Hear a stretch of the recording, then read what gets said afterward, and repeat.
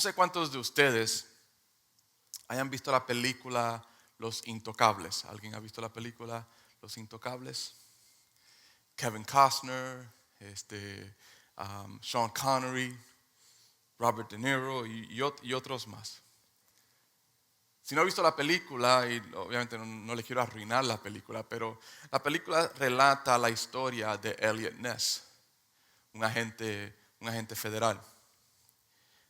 Y también su grupo de agentes que se llaman los Intocables. Y la razón que se llaman los Intocables eran porque eran los únicos que no podían ser sobornados por los líderes de crimen. Y el otro personaje principal es Al Capone. Y como muchos de ustedes saben, es una de las figuras más grandes del crimen en los Estados Unidos. En la película hay una escena donde uno de los intocables, el agente Malone, que es el personaje que lleva a cabo Sean Connery, está en su apartamento y en la escena se ve, ¿verdad?, un hombre que está entrando por una ventana y está caminando por el apartamento, por la cocina, por los pasillos, y así al final del pasillo ve al agente Malone. Este hombre viene con un cuchillo y se va acercando porque en realidad lo que viene es para asesinar al agente Malone. Cuando está acercándosele a él, de repente el agente Malone se voltea, pero en las manos tiene una escopeta.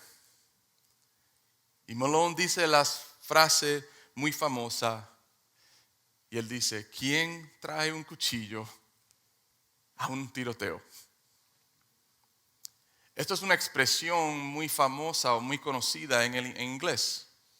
Bring a knife to a gunfight. La expresión significa estar mal preparado para alguna situación dada. Es lo que significa. Implica que el que tiene un cuchillo no tiene una pistola y está en una desventaja, y lo más probable va a ser vencido porque el simple hecho de que no vino preparado para esa pelea. Como cristianos y seguidores de Cristo, hermanos, somos parte de una gran batalla. Y es el énfasis de lo que vamos a estar haciendo en este mes. Somos parte de una gran batalla. La Biblia nos enseña que nuestro primer adversario es nuestra carne, nuestra naturaleza pecaminosa. Es lo que nos advierte Pedro en 1 de Pedro capítulo 2 versículo 11. Dice: amados, yo os ruego como extranjeros y peregrinos que os abstengáis de los deseos carnales que batallan contra el alma. El adversario número 2, podemos decir, es Satanás. Satanás está activamente buscando destruirnos. Lo quiere hacer individualmente y también desea hacerlo colectivamente sobre el cuerpo. Y de esto advierte también Pedro, 1 de Pedro 5:8. Dice él: sed sobrios y velad, porque vuestro adversario, el diablo, como león rugiente, está la descripción de cómo lo hace, anda alrededor buscando ¿a qué? A quien devorar. Esta es la realidad para cada uno de nosotros diariamente, hermanos. Nuestra batalla contra nuestra carne, nuestra naturaleza pecaminosa, y nuestra batalla constante en contra de nuestro adversario, Satanás. Y porque esto es una realidad para nosotros, no podemos seguir ignorándolo, hermanos. Y por eso que deseamos a través de esta serie que podamos entrar profundo en la palabra del Señor, que podamos entrar profundo en la Biblia, y que al final de esto o a través de la serie podamos ver con nuestros propios ojos, que podamos ver con nuestros propios ojos que la batalla es real, que nuestros adversarios son reales, que la derrota para muchos va a ser real y que la victoria para otros también será real. Sun Tzu era un general. Él era un estratega militar y durante la antigua China. Estamos hablando aproximadamente, él vivió aproximadamente 500 años antes de Cristo. Él escribió el famoso libro de tácticas y estrategia militar, conocido como La arte de la guerra, The Art of War, un libro famoso. En el libro, él escribió estas palabras y quiero compartirlas con ustedes, está aquí en la pantalla. Los guerreros victoriosos ganan primero y luego van a la guerra, mientras que los guerreros derrotados van a la guerra primero y luego buscan ganar. Quiero comenzar preguntándote, ¿cuál eres tú? ¿Eres el guerrero victorioso? ¿O eres el guerrero derrotado? ¿Eres el cristiano victorioso? ¿O eres el cristiano derrotado? Hermanos, todo depende de cuán preparado estés tú. Lo que quiero hacer hoy es simple, quiero simplemente traer 2 puntos y es lo que vamos a concentrarnos hoy, les vamos a ser bien directo y bien breve. 2 puntos. Primer punto que quiero compartir con ustedes, la falsa sensación de victoria que muchos tienen. Muchos viven con esa falsa sensación de que están viviendo una vida victoriosa. Y el segundo punto que quiero compartir con ustedes, la clave para la victoria. Y para esta clave solamente es una, no hay otra. Vamos a entrar en el punto número 1. Muchos viven con una falsa sensación de victoria. Muchos han sido cristianos por años y años y años y años y todavía viven con una falsa sensación de victoria. Y la causa de esto es porque son religiosos. Yo quiero que vayamos a la iglesia, la carta escrita de Pablo, a la iglesia de Galacia, o las iglesias en Galacia. Y voy a darle un poquito acerca de los de Galacia. Los de Galacia habían escuchado la verdad, habían escuchado el evangelio, habían comprometido sus vidas a Cristo, habían recibido el Espíritu Santo en sus vidas. En realidad, si vemos la historia, eran una iglesia ejemplar. Pero algo sucedió. Y por esto Pablo está escribiendo esta carta a ellos. Se apareció un falso maestro entre ellos. Y este maestro lo que viene a hacer es viene a retar todo lo que ellos ya habían creído. Él viene a retar todo lo que Pablo, el apóstol Pablo, inspirado por el Espíritu Santo, le había enseñado a ellos. Y por eso Pablo en Gálatas 1, 6 al 7 les dice a ellos: estoy maravillado de que tan pronto os hayáis alejado del que os llamó por la gracia de Cristo, para seguir un evangelio diferente. No que haya otro, sino que hay algunos que os perturban y quieren pervertir el evangelio de Cristo. Y esto es una realidad en los tiempos de Pablo escribiendo esta carta a la iglesia en Galacia, a las iglesias en Galacia, y es una realidad todavía hoy en el evangelio de hoy aquí en los Estados Unidos. Muchos tratan de pervertir el evangelio de Cristo, pero ya eso es otra enseñanza. Entonces, ¿qué fue lo que les dijo este maestro falso para pervertir el evangelio de Cristo? Él lo que les dice a ellos es: la idea de que ustedes pueden ser salvos de sus pecados por fe es una mentira. Es lo que le dijo él a ellos.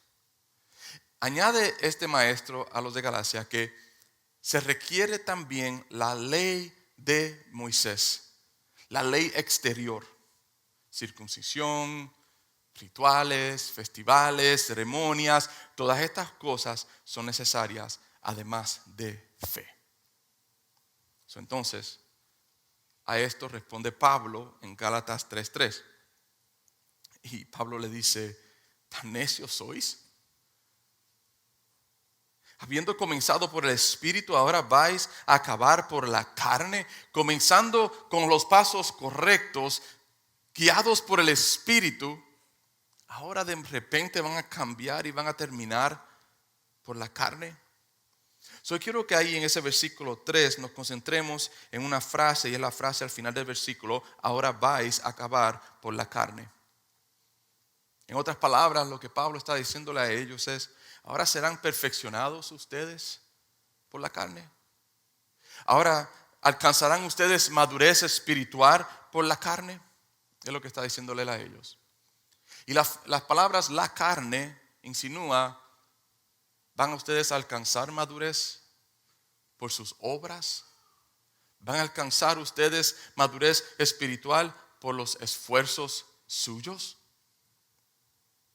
Mira el punto que tengo aquí en la pantalla, hermanos. Comportamiento y rituales externos te harán solo un religioso. Así como los de Galacia, muchos hoy piensan que su religión es suficiente. Muchos piensan o creen que pueden adquirir perfección práctica o pueden llegar a la santidad con simples rituales.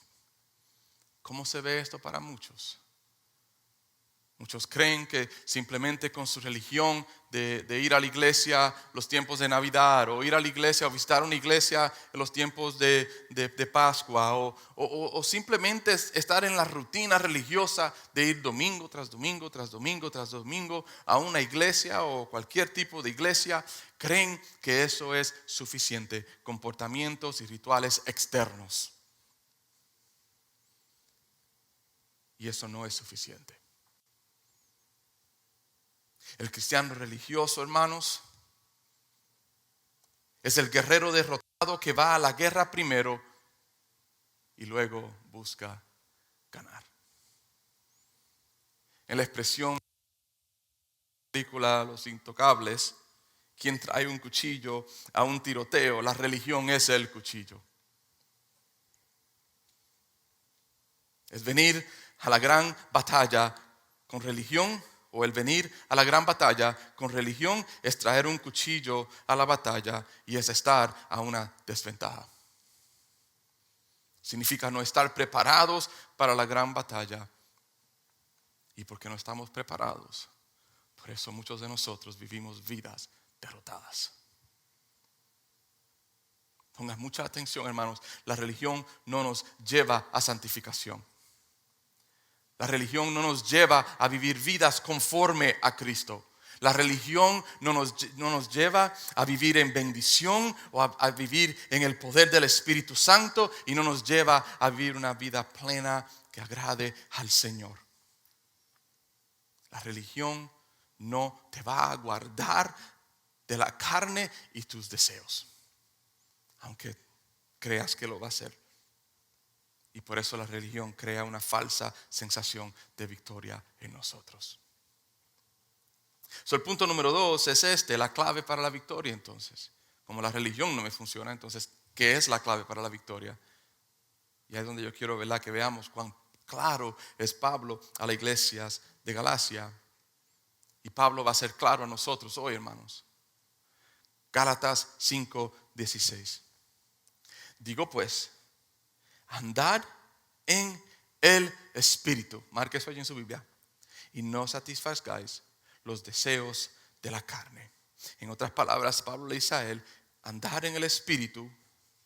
Y por resultado, si ustedes andan en el Espíritu, no llevarán a cabo los deseos de la naturaleza pecaminosa en ustedes. Más claro que esto no puede ser Pablo. La clave para la victoria en tu vida es andar en el Espíritu. Y cuando pensamos en el concepto de andar, implica progreso hacia adelante. Pero el problema es, muchos de nosotros simplemente estamos estancados en nuestra religión.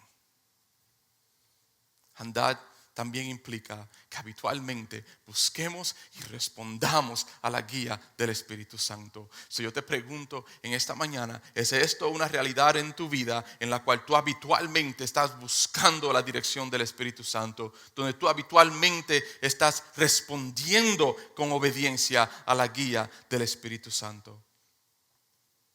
Porque la clave para la victoria en tu vida sobre tu adversario, la naturaleza pecaminosa, y Satanás está en andar en el espíritu, nos dice Pablo. Entonces, pastor, ¿qué es andar en el espíritu? John Piper, pastor, lo pone de esta manera: andar en el espíritu es lo que hacemos cuando los deseos producidos por el espíritu son más fuertes que los deseos producidos por la carne. Analízate bien. ¿Qué es lo que está sucediendo en tu vida hoy, aquí, en este momento? ¿Son los deseos del espíritu los que reinan en tu vida o son los deseos de la carne los que reinan en tu vida? Entonces, quiero darle 3 puntos. Puede tomar notas de esto. ¿Cómo puede ser esto una realidad en mi vida? Porque es fácil decirlo, pero quiero darte la forma en la cual esto, andar en el espíritu, puede y debe ser una realidad en tu vida. Primero que tienes que hacer es rendir control de tu vida al Espíritu Santo. En el libro de Efesios, Pablo, en el capítulo 5, versículo 18b, pongo B porque es la segunda parte del versículo, dice: antes bien sed llenos del Espíritu Santo. Lo primero que tienes que hacer para poder andar en el Espíritu es rendir el control de tu vida al Espíritu Santo. Todo aspecto de tu vida, entregarla a Él. Segundo punto es: satúrate de la palabra. Pablo, escribiendo a la iglesia en Colosenses 3:16, dice: la palabra de Cristo more en abundancia en vosotros, enseñándoos y exhortándonos unos a los otros en toda sabiduría, cantando con gracia en vuestros corazones al Señor con salmos e himnos y cánticos espirituales. Pero si hay algo que yo quiero que esta mañana dar énfasis en, es la primera parte de ese versículo: la palabra de Cristo more en abundancia en vosotros. Yo te pregunto, ¿mora la palabra de Cristo en abundancia en tu vida?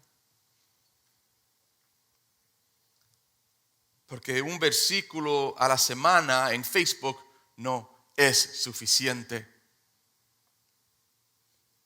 Un versículo en un estudio bíblico no es suficiente.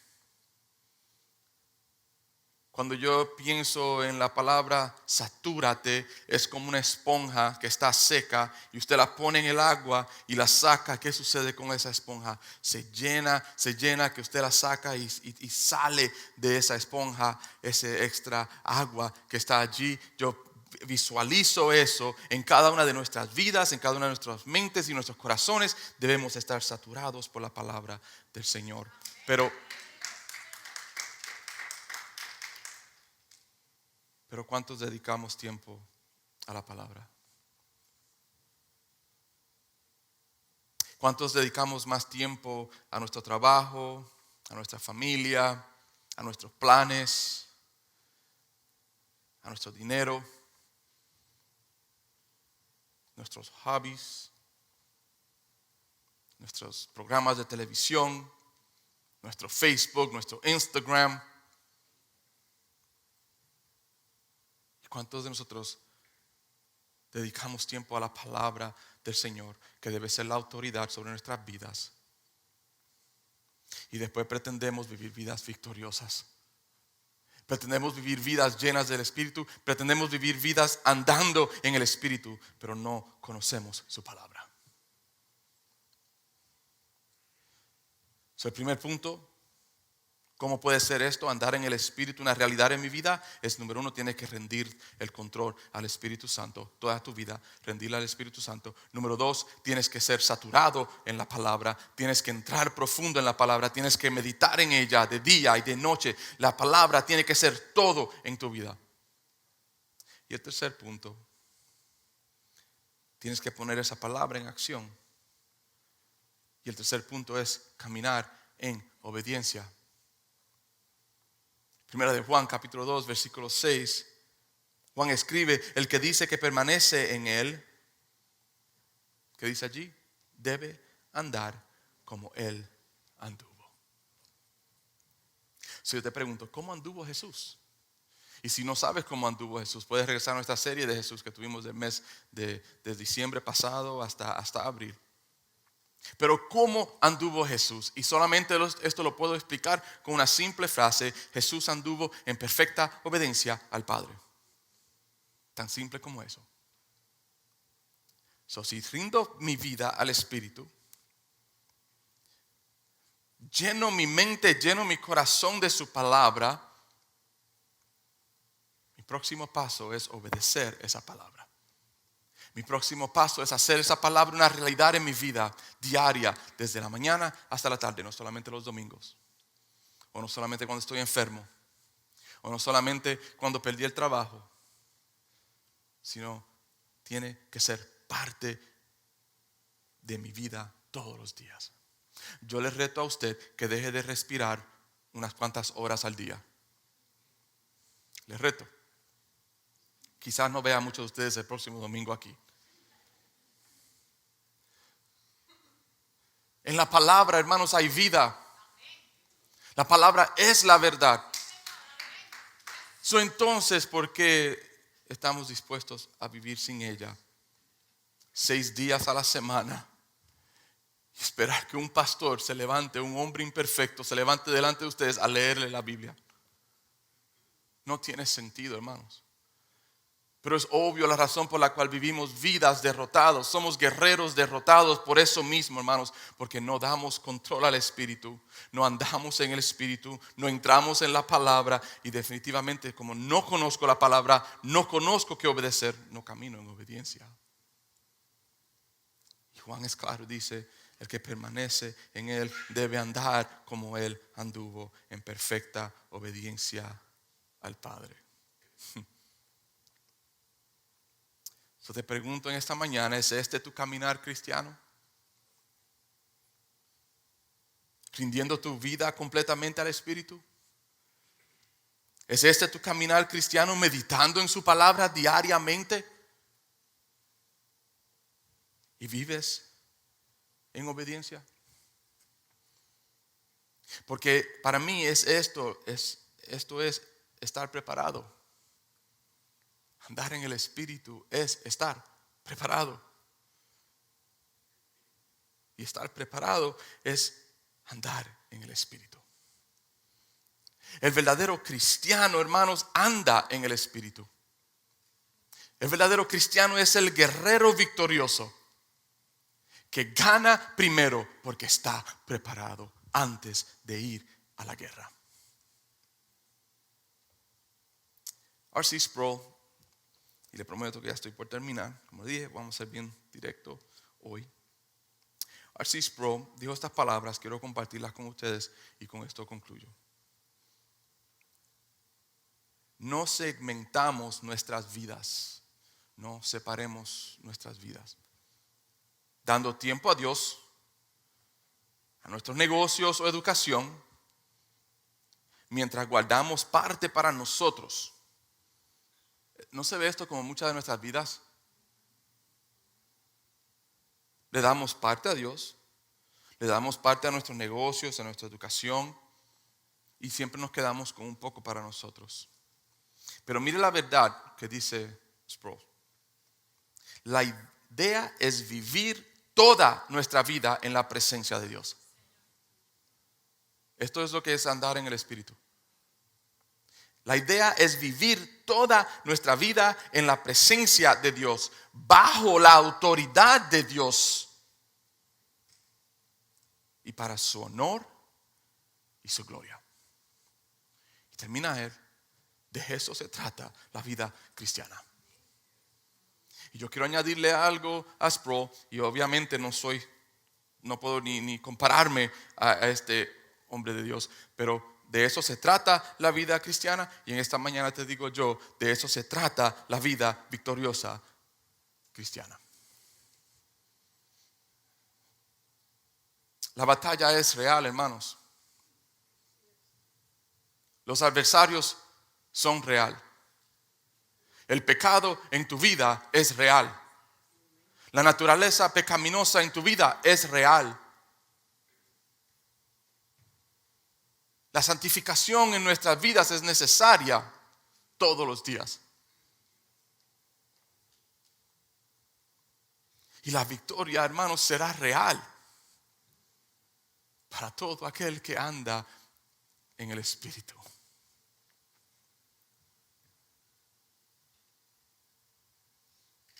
Es triste ver como por año tras año, como dije al principio, personas viven con una falsa sensación de que viven vidas cristianas victoriosas. Pensando que siendo religiosos